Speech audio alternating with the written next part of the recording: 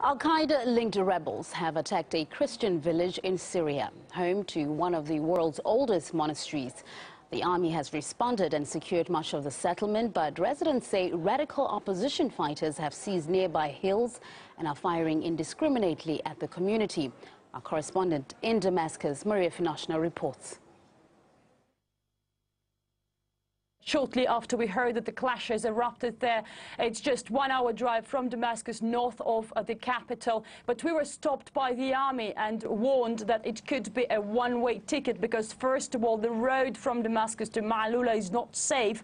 But even if we are lucky enough to get to the village, the clashes still continue there, and there are still some snipers who are active on the ground. So the situation is very dangerous. So it's better not to go there, as we were told. We're hearing that the fighting is between the army and the militants, mostly from Jabhat al-Nusra, Al-Qaeda affiliated group fighting here in Syria against the regime of Bashar al-Assad, but mostly for their own radical Islam state. It's believed to be the best armed, the most successful, and at the same time the most aggressive opposition force here in Syria, and it's listed as a terrorist organization by the UN, US, and some other members of the international community. And we can see that the tactics were also very similar to those that terrorists all around the world use.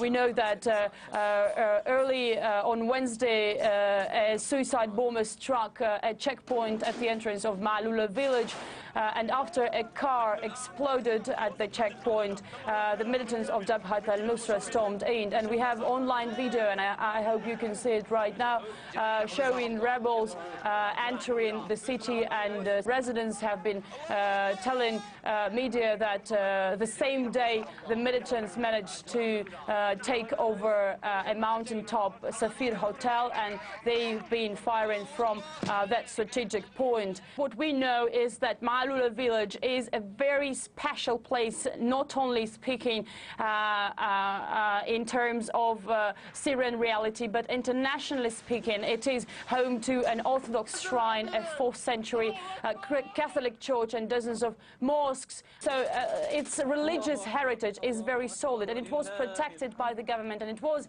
what we saw during this crisis, respected by the rebels. But after this recent attack, of course, the whole Christian community, not only here in Syria but all over the world, was shaken. And let's now listen to one nun. RT managed to speak from Latakia, what she says about the situation and about the fears of the Christian minority here in Syria. How can the international community ignore the brutal killing spree in Latakia early on August the 5th? An attack that affected 500 people, including children, women and older people.